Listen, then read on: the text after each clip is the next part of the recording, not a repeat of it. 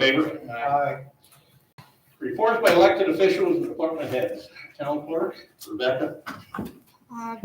The clerk's office total income for January is $8,361.48. $911.31 are being paid back to the Department of Health, Ag and Markets, and DEC. That is their portion. $7,450.17 will be remitted to the supervisor's office. Revenue totals $1,712 from recycling sales, $4,250 in rental fees. We got 22 community center reservations and 2 pavilions this month. $416 in dog licenses. That's 7 originals, 54 renewals. $1,071.97 in miscellaneous. That includes $197.50 from Vital Statistics, $127.28 from Bingo, $425 from Easy Pass tags. We sold 17 in January. $300 in peddlers permits, and $22.19 is our DEC commission from $807.81 in sales. Just a friendly reminder, we are closed on Monday for President's Day. And next week, a few staff members, including myself, will be attending the 2025 Association of Town Annual Conference and Training School in New York. My deputy will be here, but I'll be here Thursday, Friday. Do you know what they were peddling offhand? It's for the kettle corn. Oh, kettle. He's really good about staying on top of it. All right, entertain a motion to approve Rebecca's report. I'll make it. I'll second it. All in favor? Aye. Highway Department, Mr. Bailey. Nice to see you instead of a Saturday or Sunday night. I didn't know you got out during the week too, so. Oh, boy. Okay, my January. Hey, Mike, grab that. We can hear you. Turn that Oh, yeah. thing up. Yeah, okay. That better. January report. Patching 5 men for a day. Pulling recycling dumpsters, 1 man for a day. We had shop work, cleaning trucks and such after snowstorm. We had 5 men for 10 days. Roadside mowing, 2 men for 3 days out with the lawnmower mowing, doing sides of the roads, trying to get them pushed back a little for the summer.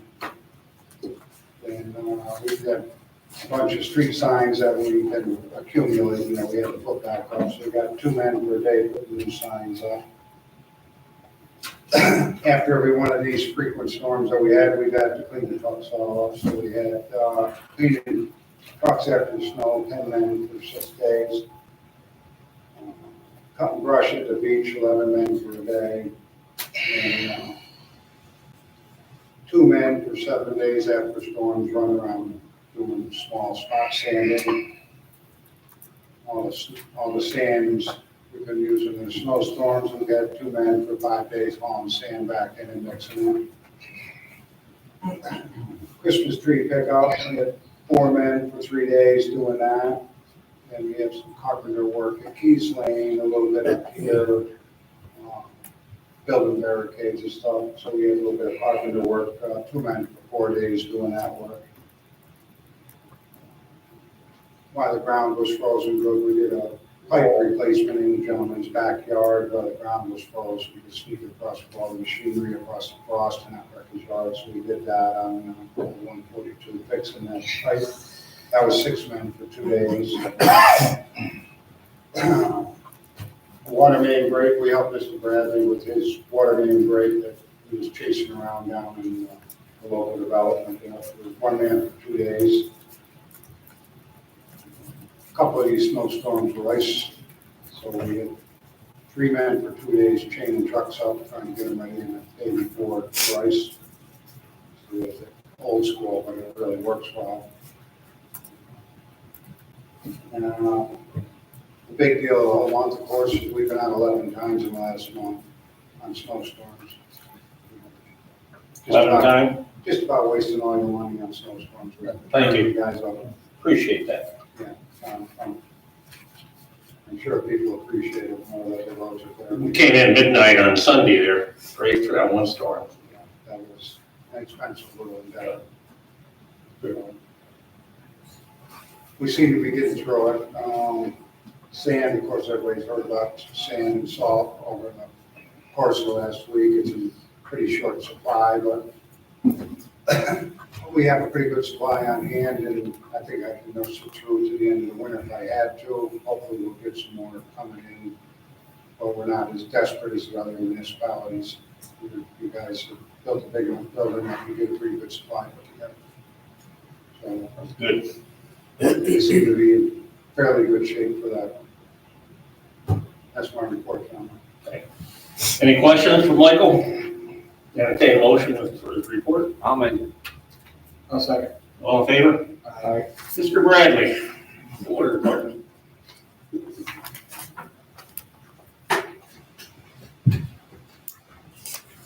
How are you, Bill?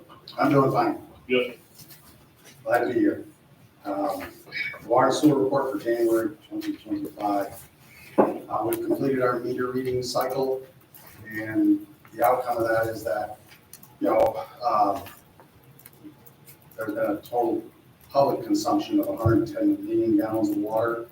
We've purchased 147 million gallons of water from the city of Troy in that approximate time period.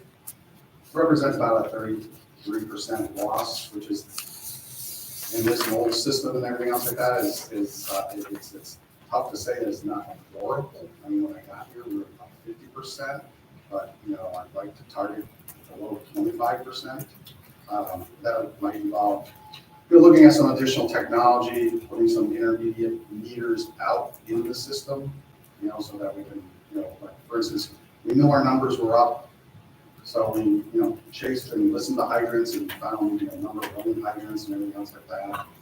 Found a service leak, and then, eventually, we found a leak over here in Springbrook, which we repaired the first one, and then the second one right behind that a few days later. But it appeared that those leaks over there represent about 200,000 gallons a day loss that we're going to a fraction share of that resurfacing.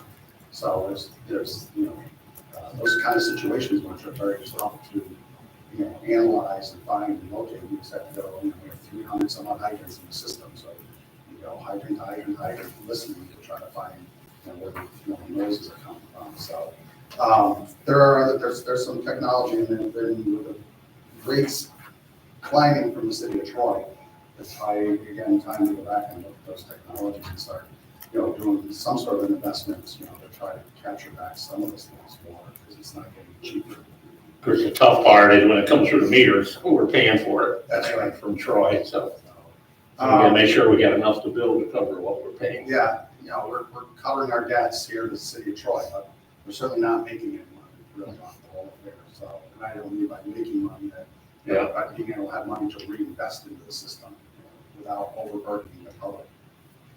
Yeah, can't wait to put some fuel in your truck, Yeah. We had a few, like I said, the next day we had the brakes there. One of those brakes, that valve was a 1980s valve, and the bolts had totally rotted away. So it actually, the top of the bonnet, what we call the bonnet from the bottom of the valve, actually partially separated, and it was just blowing water out of that. We had a similar situation with even a newer valve, which a few years back over on Moulin Road, that was done in the 90s. So They're not stainless or anything? there was a period of time, for whatever reason, manufacturers decided to save some money and not put stainless in, and this is the result of it. And there's no recourse to us for them. So everything that we buy today is, has stainless bolts. The Vander Heiden Dam project is progressing well. Reichenberg Construction anticipates starting the upper spillway work in a few weeks. They're getting what they call the ballast or mass rock that you see that's going in on the dam face side or the reservoir side. They're making progress on that. They routed 2 old lines that used to walk through the bottom. And here's the amazing thing, okay? So there's 2 old lines that were installed in very early 1900s, and they've been closed off literally probably for 60, 70 years. We dug down to those valves and we were able to put a wrench on it and open that valve. Wow. which this, I was like, that's never gonna happen, but you never say never, so. The building a little different back then. Yeah, I'll tell you what, you look at that body of that valve, and the pipe that's there, you could clean that up and reuse it again. Amazing. That's that good condition, so, yeah, our steel is not the same thing. Let's see, in December, I had finished the water system emergency action plan and vulnerability assessment, which included part of the cybersecurity, and out of that, there's a whole checklist that comes out that, in the next several years, you gotta look at, it doesn't matter, once we're over 3,000 people, 3,000 to 100,000, they look at every system the same. So like one of the things that they're looking at is like, do you have security fencing around your water tank? No, you don't. But that's the kind of thing that they, the EPA, the government at this point in time, wants you to do, is put security fencing on that. Put cameras up there. Put cameras at your different pump stations and that. So, like I say, it doesn't matter if you're serving 3,000 people, you're serving 100,000, they expect the same thing from you. So this, again, funds have to be set aside to do that work and the cybersecurity work that's involved. That's all I got for it. Well, hey, I'm sure there's more, but That dam, that many people know, was red tagged by DEC. Off of North Lake or Town Beach. They said that we had two dams over there, the entranceway to the park. Of course, water on the right and water on the left. And they said that was one dam, and then of course at the other end of the other dam. So we put a culvert pipe in between the two waterways, did away with the so-called dam. But we couldn't do that on the other end because you need some water. So that's going to come in a little over $2 million to fix that. I mean, that's a pretty good hit on I still consider a small town. I would much rather take that $2 million and pave some roads or put it toward an ambulance or something like that. The dam, to me, nobody sees that. But it's our taxpayers' money. So that was a hit, one hit that we took. But I kind of held it off a little bit, but by doing so, it cost a little bit more money. So I don't know if that was a good move, but then they got talking fines. So. But we're very lucky. We put it out for bid. Reifenberg got the bid, and as you know, they're a local construction company with ties in Brunswick, and Kingsley Arms got the first phase, and also they're a local company. So these guys are doing a good job because they care. So. But they're a couple $1 million of your money, so. Right? Yeah. Entertain a motion to approve bills report. Second. All in favor? Aye. All right, Mr. Manel. Come on, I'll give you your first report of many years ahead. Kevin's our new building and zoning superintendent, so welcome on board. After how many years with the planning board? Oh, close to 30, I believe. 30 years. Yeah. Geez, that's about how long I've been around, so. Quite a while. So here's a report from January 25. We had 67 building and property inspections, 354 active building permits, 34 permits issued or renewed, 2 planning board meetings, 1 zoning board meeting, 1 court case, 1 fire inspection, 19 follow-up complaints and follow-up code call-outs, 4 code compliance inspections, 4 code inspections as well as vacant and abandoned property inspections, 5 planning board projects added, 7 zoning board projects added, and 6 flow requests. Question for Kevin? Entertain a motion to approve his report. Aye. Have a second. All in favor? Aye. Thanks, Kevin.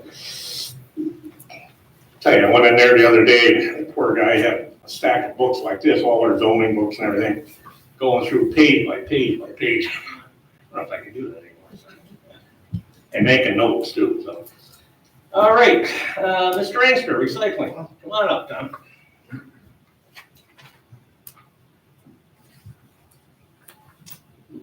Good evening. The recycling report for January Blue bags purchased at the center, we had 382 for $3, at $3, for $1,146. Blue bags purchased from vendors, 400 for $1,020. Purple bags purchased at the center, $157, 157 at $2 for $221.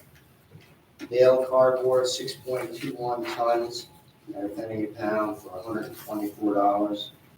Metal light iron, 9.59 tons at $52 a ton for $503. Miscellaneous, we had tires, 6 tires, 1 AC, 3 dehumidifiers, 4 microwaves for $128. We collected a hauler's fee for $1,000, and that gave us revenues of $4,142. General expenses, refuse landfill, 17.52 tons at $69.75 and $110 a ton for $1,968. Single stream recycling, 8.5 tons at $50 a ton for $675. Our car and truck tires, we had 0.24 tons at $152. And that gave us expenses of $2,796. The total amount recycled in landfill for January was 42.06 tons. And we got in the total electronics recycled for 2024 was 16.45 tons. That consisted of 12,000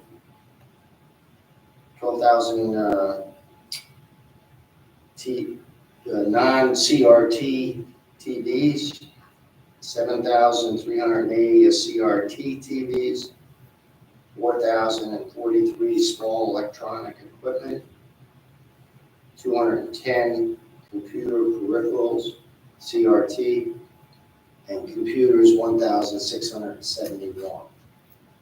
Gives you an idea of what we do for the year. And that's it. Questions? Entertain a motion. Excellent. Who? Lori made a motion. And Mark. All right, thank you, sir. All in favor? Aye.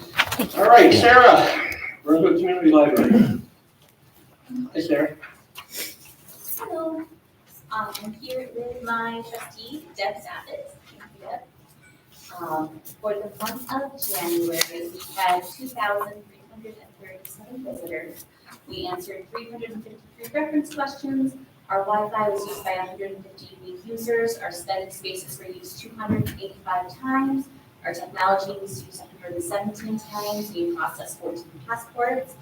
Our items total were checked out 6,827 times. Physical items 3,480 times. Overdrive, which is Libby, 2,044. Hoopla, 147. And Newsbank, which is one of our online newspapers, 1,156. And I do want to remind people, we have several new online newspapers that are available to Brunswick library card holders for free on our website at brunswicklibrary.org. You do need to have an active Brunswick library card to use most of them. You can sign up by using the number on the back of your card. And we also have New York Times that you will get a free code for 24 hours if you use the link on our website. Our programs were attended 575 times last month. We had herb classes, silent book club, team deck parties, adult and children's clothing swaps, care for caregivers, scavenger hunts. Coming up, the ones that I'd like to highlight, next Monday, we have our second graphic novel workshop with Marcus Conley Anderson, who is an award-winning graphic novelist. We still have space in that workshop. It is for tweens, teens, and adults. So anyone who's interested, they can call the library and sign up. On the 19th, we are doing indoor seed starting. At 2 o'clock, we have our master gardeners with Herb Club talking to adults about seed planting. And then at 3:30, we're going to have a kids-specific seed planting. The 22nd, which is a Saturday, we have the Mavens of Mayhem, which is a local crime and mystery writers group. They are going to be coming, and there are 8 separate local authors who will be coming to talk to us about their writing process, their inspiration, and their entrance into publishing. So those are some of the highlight programs we have. Hope people enjoy them. Any questions? Questions? No? Sounds good. Thank you, Sarah. All right, entertain a motion for Sarah's report. I'll make. Second. All in favor? Aye. Okay, Rebecca, we ready for resolutions? Resolution number 25 of 2025, resolution of the Town of Brunswick declaring need and authorizing the application for a municipal operating certificate from the New York State Bureau of Emergency Medical Services. I'll offer. Second. Mark, do you want to explain that a little bit, maybe? Sure. Over the past year and a half, we formatted the Public Safety Committee for the Town of Brunswick, assist the fire companies, EMS. I've spoken this before, law enforcement, county representatives, town representatives, Mark Sipperly, myself, and the town board. And we looked into the EMS issue in the town. Response time seems to be getting longer and longer. Sometimes mutual aid companies or multiple mutual aid companies are dispatched. So we felt that the first step would be for the town to get a municipal CON, which gives us more authority to be able to do different things in this town for that. The resolution is pretty self-explanatory. The next process after that, we'll have to determine, but the first step is a municipal CON. Okay. Offered by Mark and Seconded by Councilman Christian. Foregoing resolution has been offered by Councilman Balistrary and seconded by Councilman Christian. Roll call vote, Councilman Sipperly, voting absent. Councilman Christian. Aye. Councilman Sullivan. Aye. Councilman Balistrary. Aye. Supervisor Harrington. Aye. This resolution is adopted. Okay. Mark, thank you and Mark especially did a lot of work to get to this point. So. It's the committee and I know. thanks to the fire companies and the ones that are present tonight can support it. Okay. Resolution number 26 of 2025, resolution authorizing the supervisor to purchase rock salt for road maintenance on an emergency basis without competitive bidding pursuant to the provisions of General Municipal Law, Section 103-4. I'll offer. Second. Don't really think we need this. We've got a contract, right, Mark, or Mike, with our salt. So we're in pretty good shape when we're getting it, but just in case if something happens and we gotta start going out, we gotta have it. So this kind of covers, so. The foregoing resolution has been offered by Councilman Christian and seconded by Councilman Sullivan. Roll call vote, Councilman Sipperly, voting absent. Councilman Christian. Aye. Councilman Sullivan. Aye. Councilman Balistrary. Aye. Supervisor Harrington. Aye. The resolution is adopted. Sorry, my pen just died. Resolution 27. Resolution authorizing the supervisor to enter into a contract with Spectrum Enterprise for internet service in the Brunswick Town Hall and 3 town building locations. I'll offer. I'll second. The foregoing resolution has been offered by Councilman Christian and seconded by Councilman Balistrary. Roll call vote, Councilman Sipperly, voting absent. Councilman Christian. Aye. Councilman Sullivan. Aye. Councilman Balistrary. Aye. Supervisor Harrington. Aye. This resolution is adopted. Resolution number 28 of 2025, resolution approving certified list of volunteer firefighters of the Brunswick Fire Company Number 1 Incorporated Fire Company who have earned at least 50 points during the calendar year 2024 under the Length of Service Award Program known as LOSAP, sponsored by the town of Brunswick for the said fire company, thereby qualifying them for a year of service credit and directing that the said certified list be returned to the fire company for posting for a minimum period of 30 days. Offer. Second. The foregoing resolution has been offered by Councilman Sullivan and seconded by Councilman Christian. Roll call vote, Councilman Sipperly, voting absent. Councilman Christian. Councilman Sullivan. Aye. Councilman Balistrary. I abstain. Thank you. Supervisor Harrington. Aye. This resolution is adopted. All right. Resolution 29 of 2025, resolution approving certified list of volunteer firefighters of the Volunteer Fire Company of Center Brunswick Incorporated Fire Company who have earned at least 50 points during the calendar year 2024 under the Length of Service Award Program, LOSAP, sponsored by the town of Brunswick for the said fire company, thereby qualifying them for a year of service credit and directing that the said certified list be returned to the fire company for posting for a minimum period of 30 days. I'll offer it. Second. The foregoing resolution has been offered by Councilman Balistrary and seconded by Councilman Sullivan. Roll call vote, Councilman Sipperly voting absent. Councilman Christian. Aye. Councilman Sullivan. Aye. Councilman Balistrary. Aye. Supervisor Harrington. Aye. Foregoing resolution is adopted. And resolution number 30 of 2025, resolution approving certified list of volunteer firefighters of the Mountain View Volunteer Fire Company Incorporated Fire Company who have earned at least 50 points during the calendar year 2024 under the Length of Service Award Program, LOSAP, sponsored by the town of Brunswick for the said fire company, thereby qualifying them for a year of service credit and directing that the said certified list be returned to the fire company for posting for a minimum period of 30 days. I'll offer it. I'll second. Foregoing resolution has been offered by Councilman Sullivan and seconded by Councilman Balistrary. Roll call vote, Councilman Sipperly voting absent. Councilman Christian. Aye. Councilman Sullivan. Aye. Councilman Balistrary. Aye. Supervisor Harrington. Aye. Foregoing resolution is adopted. Just a little thank you for all the firemen, for everything that you do for first responders, so. Okay, let's hear for resolutions, huh? Correspondence? I did receive an email. This email is from Mary Beth Bruno, and I received it on Wednesday. On January 26, 2025, the town of Brunswick lost a friend and warrior. Jennifer Mann died on that day after a courageous battle with cancer. Her passing created a ripple effect of emotions and tributes among so many residents. Jennifer was smart, strong, and compassionate. She was a friend to everyone she met, and her kindness and energy easily united our town. Jennifer worked hard for our community and was extremely well respected. She was an advocate for many causes, big and small. Our fire department, our library, and the environment were just a few of her passions. Jen Mann was a force. She was not afraid to reach across party lines to get an answer to find a solution. Although she was not an elected official, her service and commitment to the town of Brunswick was extraordinary. It was only a year ago that I met Jennifer Mann.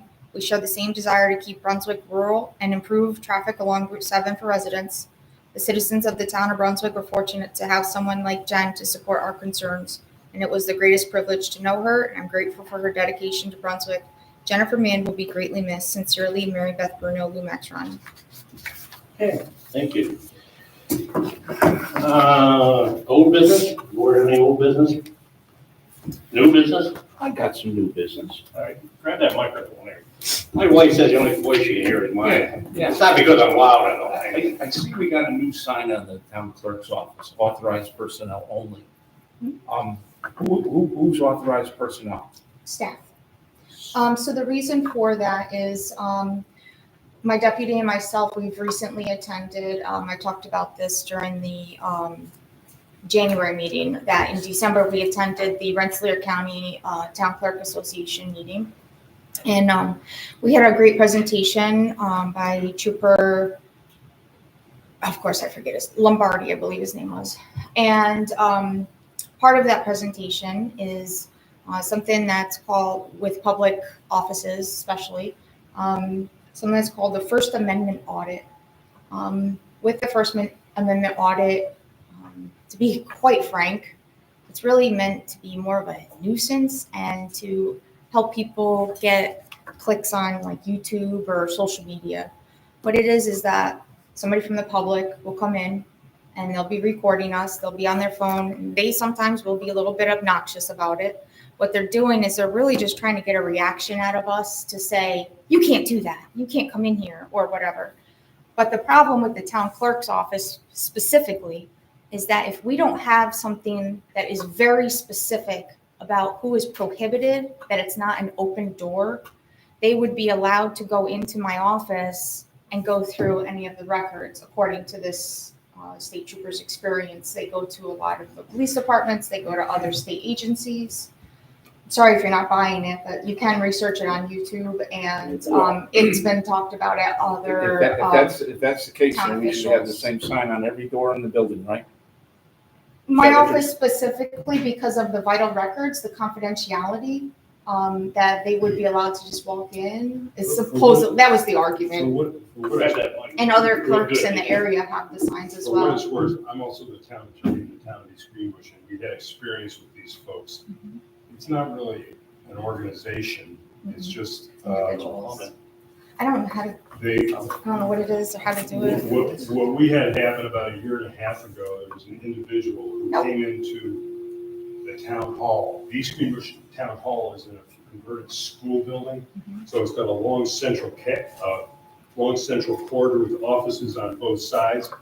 And this guy came in, and, you know, it's not like he's got sophisticated, he rode his bicycle from Schenectady. Okay? So he took pictures, he had a cell phone, and what he does is he gets right up in your face, says, well, what are you doing? You know, can we talk to you? You know, like as if they're sort of some reporter or something like that. And then what they do is they were coming into the offices, filming people at their desks, doing, you know, just doing the scanner on your desk. You don't want that happening. Maybe seeing pictures of your family and whatsoever, and whatever. So this happened a couple of times. We got together, we discussed it. I think we had some conversations that sound similar to this. And one of the suggestions was that you could post something like that. You know what I'm saying, like a sign. I don't know. I think we did have invasions of the clerk's office because that seems to be a target, I guess. But what we did was just put a simple sign on everybody's door. Okay. I don't know if it's going to be a problem here.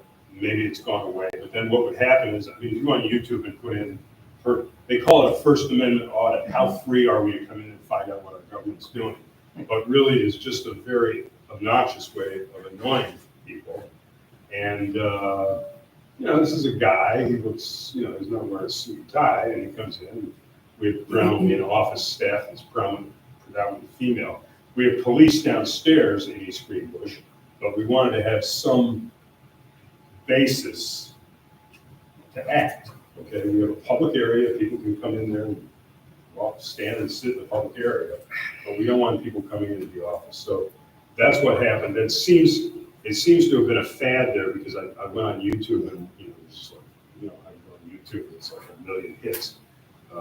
But it's not a bad idea. Well, if that's the case, then maybe we ought to keep our electronic doors open and only go between building with our electric key. They open up the door, and then nobody can get in. I mean, I don't think it was done, at least we didn't do it in East Greenbush in a hostile way. We did it with kind of a restrained Right. sign. I get it. And, you know, like a little goal, you know, sort of like that, you know? And, well, you know what I'm saying, sort of metallic. And people didn't use it. People just went back and forth as they would normally. But it's just, it gave us some legal ground when people started playing, if people wanted to play head games with our employees, you know, we had a basis to say, hey, you know, it says this, you're trespassing, and we could get them arrested. He seems to have become inactive because when he came to us, maybe it was 2 years ago, but he was doing Schenectady, a couple of locations in Saratoga, I think down in Rensselaer and East Greenbush that I know of. So, you know, it was a pattern. I'm so old school. I was taught when a door was shut, you never opened it and went in. Yeah. I'm kind of happy being my age and living back in the old days. There is. So anyway, I'm here and I think you're okay, Bert. I think you can get in there. Steer was all right. Oh, yeah, totally. Just yeah. not first. I can get in. You'll be all right. I don't even need to get in. I can just go right to the counter. Crazy times. Bearded man. Oh, Any other old business, new business? Warrants? I make a motion to pay our bills. All in favor? Aye. Okay, get through that. Now we're going to open this up for any comments from any visitors who are with us tonight that want to come up and make any statements? Come on up. Anybody?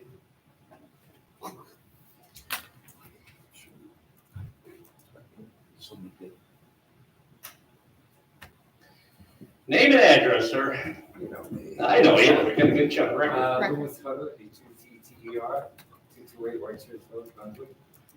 I was requested to come by some of the residents on Whitechurch Lane. Okay, We're not for the winter. Don't get mad at them, but they were requesting that the town sort of bring the Whitechurch and the cemetery next door into compliance with their site plans. The cemetery has no security.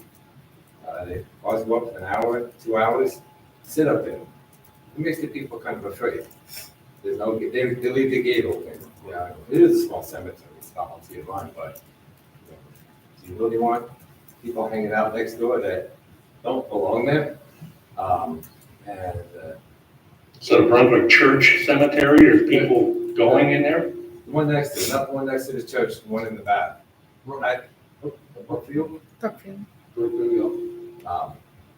Yeah, it's a, So is that a town enforcement thing, I wonder? I mean, we don't own that, it's not our no, property. but, we are required to secure our properties against general unauthorized use. That's what falls into that. Okay, Unkept property stuff, but, maybe you can talk to them. You can twist a few arms sometimes. But the church not they. seems to have forgotten their site plan. We have gone to them and the church says, well, we're different people now. We don't know what they promised 15 years ago when they built the church. Like they do have people hanging out in their parking. I get nervous when I start asking churches questions. So, are you saying there's people in the cemetery? Is that what you're telling me? Visitors in the cemetery or hanging out in the cemetery? Yeah. I hang out there, my wife's buried there, You visit, how long do you stay? until I feel the motion to But, leave. But I don't know that I've ever seen anybody, and I live in your neighborhood. You know where I live. It is for the people living next to the cemetery. They get concerned. Or you're getting locked out of everything tonight, my friend. Well, I do the same thing. I visit my parents there, and I've never seen anybody You know, I mean, there. You know? it's a nice, peaceful So place. maybe it's because I'm sitting there visiting my parents. I don't know. All right, Anyway, like, Okay. The church, they're not, they have to sometimes congregate in their parking lots too. They asked us to watch out for them. Well, enough, it's like, we got the security force. They were supposed to do stuff like, the lights were only supposed to be on Thursday night. It's a big facility, the church. I go to a church, it's a big facility in that neighborhood. The church is a big place now. But they don't remember anything about, that they have a Thursday night service. So, okay, the lights stay on till like 9, 10 o'clock, but they have all the overhead lights, like Walmart. Yeah. They just say they don't remember any promises made. It was in the planning board meeting for, okay, they said they would do this, and you're supposed to give them a permit, it's reasonable.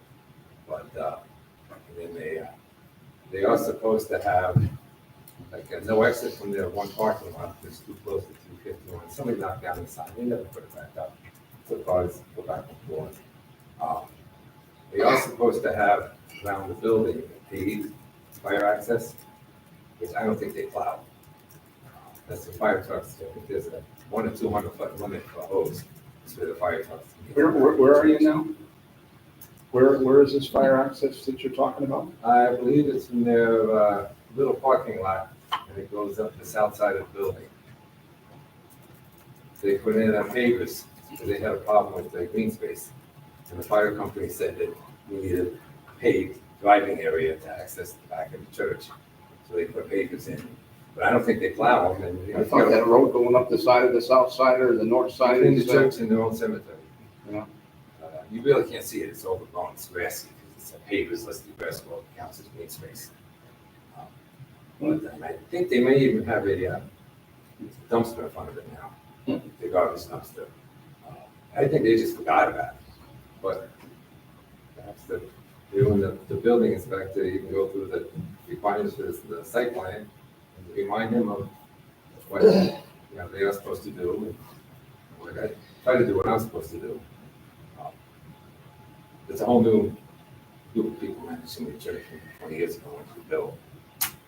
As I mentioned, Mr. Manel came in, just took over that department. He mentioned to me that he had one thing on his agenda is get the fire inspections up to date, meaning Walmarts and all the businesses. And because before, when we checked the Market 32, I mean, they had boxes up against the axis, so on and so forth. So he'll be on that, I'm pretty sure. All the time we tend to get sloppy. I got sloppy with my own house. I don't get too far out of line. My wife mentioned things to me. So. Okay. I guess they thank you. They want to give us the All right. That's the message. Thank you. Anybody else at this point? How are you, sir? Hey, I'm doing good. Chris Fannin, right next to this, 222 White Church Road. I'm here with the Brunswick Soccer Club. We got a couple of members here. We came to the January meeting and gave you a letter, letting you know that we'd like to, our club board is working on a lighting system for the fields. So we want to work with the town on that. And I just wanted to give you an update tonight, just kind of as we're receiving quotes and deciding on what our budget's going to be and exploring kind of options for this project. Just want to keep the town involved. We've got a lead for the project, Matt Breslin. He's coordinating a lot of the quotes and stuff. He'll be reaching out at some point when we have like a firm plan that we work with the city on. So we received 4 quotes from a bunch of different electrical contractors. They range, from low 100s to up to $300,000 for a lighting system. And a lot of it's a function of what type of features you're installing. You can get the tallest high school lighting system, the best that money can buy, and you're going to be at the upper range of that. You can get a more budget rec league sort of lighting system, which could be suitable, and you're down at the lower end of the range. So I want to give you that piece of information. The board's going to be discussing those options and how we move forward with those. We also talked about what the current club budget is for this project. We think it's north of $100,000 we would spend from our savings. And again, looking for partnership with the city or the town. And we've also reached out to people at the state, county levels, to see if there's opportunities for grants or funding at those levels of government. So trying to get coordinated on how we'll pay for the system and then what really we can afford to get. That's it for that project. I'll be reaching out to the town as we approach our spring season, kicking off in April. And the one request we'll have is for the highway department. We'd like to get the fields flattened. We occasionally ask for support every couple of years, so that'll be the request that we put in this year. But appreciate it. What does flattening mean? A roller, big roller. Oh, yeah. Just a ruler, flatten them out. Over time, they get bumpy and need to be reflattened. Pretty soon I'm gonna have my administrative assistant reach out to our sports people and see what's on your mind. She usually does that, and Yeah. it's almost a reminder for me to mention it so that I don't forget when she sends me. Something like that, I know we can handle, so. Corey just asked me, and I actually had the question last meeting, I forgot to ask, but is the irrigation system still in sprinklers? It is still in. That is one of our projects. So it's something that we discuss and comes up. We installed a sprinkler system years ago. There's a well with a pump. The pump is not functional at the moment. So Roy Richardson's on the board, and it's on his long list of things to do to get a contractor in there, take a look at that pump. I think he may have done some work on it already. But yeah, that system is still there. It still probably could be functional just with a little bit of care. There's a lot of water there, so. Yep. Luckily, that's in the ground, unlike the boat walk that's on top of it. Yes, sir. I know. All right. Council, any comments or anything? Not at this time. Okay. We'll be talking. Okay, thank you, thank you. All right, anybody else at this point? I'm getting off easy tonight, course, I've got to say that, right? Tip that thing down so we can hear you. Patricia Rivera, DD 42 Cole Lane.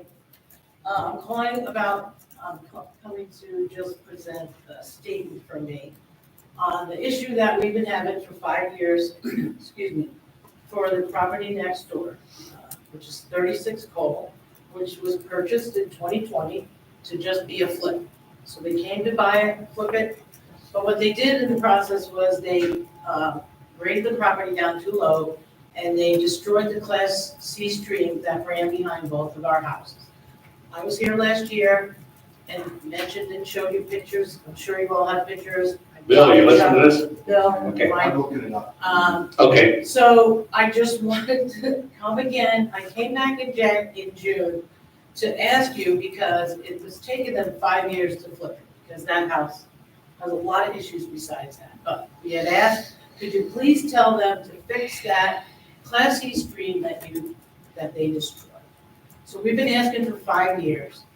5 years, they still haven't done it. And what happened when they did that is now the stream doesn't flow behind the houses, it comes sideways onto our property, into our basement, destroying a lot of property. We've since put in drainage system, so now it doesn't come into our basement, but it still comes, it still goes down the street and undermines the road. So I came last year in June to say, you know what, he's got for sale signs up now, which means he's getting ready to sell. And maybe you can ask him one more time, Town of Brunswick, to please fix the Class C stream that they destroyed. And when I came, I got one of you take your signs down. That's what I was told. Because I had signs up that said, ask me about the flooding issues. Which people have talked to me who wanted to buy the house, very nice. We just wanted them to be aware, but that's what I got when I came back in June. I got that, and then I got, Will Sillis, who's going to do some lots on the other side, he'll help us with that. I don't know how that's gonna happen, because that's on the total opposite side of this issue. But that's what I was told last June. However, I think it was Mike who came up and said, Sillis is an abomination of a contractor who doesn't care about the water flow when he sells lots. So that's really encouraging to me. Now I'll have to worry about that as well. So now I believe that house over there is, somebody's moving in, the sale seems to be pending online. So he's getting ready to, he flipped his house, he's getting ready to go. And no consequences for what he did to that Class B street. It's still an issue. Now the new owners, we're gonna come in, and they're gonna find out what's going on. I hope they call the Town of Brunswick, and I hope they ask you all, did you guys know about this issue? Because you did for 5 years. It's really, really disheartening that, yes, we put in a drainage system, but, when you go away overnight, or you go away for a week or two, you wanna know your house is safe. We haven't felt that in 5 years, just thinking that it's gonna rain, it's gonna come into the basement, it's gonna destroy things. So I just wanted to mention this again to you all, because I came back in June, and here I am again, that's all. okay. Now, new owners will take care of the house, and I don't know what about it. So, but I wanted to come and say my piece again, so, Okay, thank you. thank you. Okay, anybody else at this point? I think we're getting ready to adjourn, but before we do that, I see some of Jen's acquaintances or people on it. I gotta mention Jennifer Mann. As you know, and I keep saying it, it's kind of crazy of me to say it because I remind everybody, I've been here a while. I've been through a lot of campaigns. To be honest with you, I enjoy a good campaign. You get a chance to get out and talk to people and say what's on your mind. Jennifer and myself, I believe, had a great relationship, kind of a unique one. As you know, she's relatively new to the town of Brunswick, I think maybe 14 years, I'm not sure how many years, but she was a go-getter. I mean, as you know, unbelievable energy. but so unique to me, who've been around and seen campaigns. There came a point where I think the Democrat committee wanted to go in a different direction or whatever. And Jennifer stepped up and took it over as chairman. And it was a different approach that I've never seen before, to be honest with you. It was cooperation. They were trying to cross over party lines. And I've said this story, but I'm going to say it one more time. She called me during the last campaign there and said, we need to talk, but we got a problem. Some people on my committee, not in love with me talking to you or your committee. And I said, I'll be honest with you, there are people on my committee don't love it when I'm talking to you because supposedly it's a campaign and it's war and it's, you know, and as you know, unfortunately, the nastiness, I don't know, sometimes that works, but you say things that aren't true, and she was unique. And she said, I want to talk to you, I need to talk to you. We got a piece coming out, it's a little aggressive. How do we do this? So I said, you tell me, I'll come over to your house. She said, you come over to my house, I'll make some cookies and some lemonade. So I went over to her house one afternoon, sat across, I said, chicken house was there across the road and in that big field. And she was so proud that Jonathan was trimming the field and the walking in the farm. And we sat there and we talked. Now, did we agree on everything? No. And different approaches, but it was so refreshing that the personal attacks was minimum. And let's talk about issues. Let's talk about what we can do to better improve Brunswick and work together. And every time she came here, I mean, I got a hug. And we saw her or the challenges that she thought she could pray that she could beat and tried so hard. And as you know, right toward the end, she was texting people. And get a little emotional here, but my son, who is a nice young man, loved Jennifer and very close with Jennifer. And I took some heat because during some of the campaigns, he went out and was ready to support people on her team. But right? Yeah. 100% true. 2 days before she passed away, she texted Kevin, true story, he's got it, and said, Kevin, I love you. You make sure you take care of your mother and father. You always remember that. It's 2 days. Some people said she was too weak to do that, but that's pretty emotional. And I had people during the campaign call me up and say, is she on your side? Is she on your team? Because she actually said that, you're doing a pretty good job, that you got Route 7 all screwed up, but besides that. But she was a unique individual. And we have a lot of people in Brunswick like that, that above and beyond. A lot of the first responders, and I don't want to get into, I think of Stevie Wilson, all those years and years and years, sick away in the middle of the night, and now all of a sudden he's not the chief. I said, what are you doing? He said, I got a granddaughter.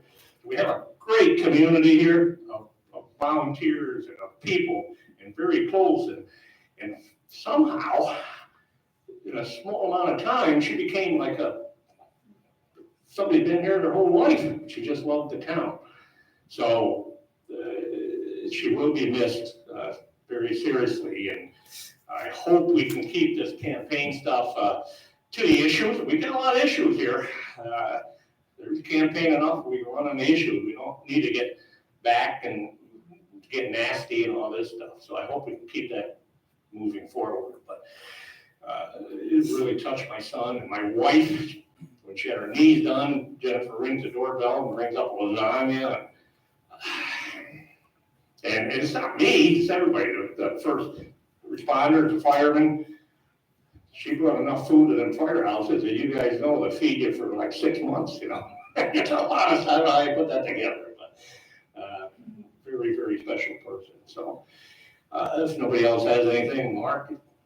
I'd just like to make a motion, we adjourn in memory of Jennifer Mint. And I'll second that. All in favor? Thank you.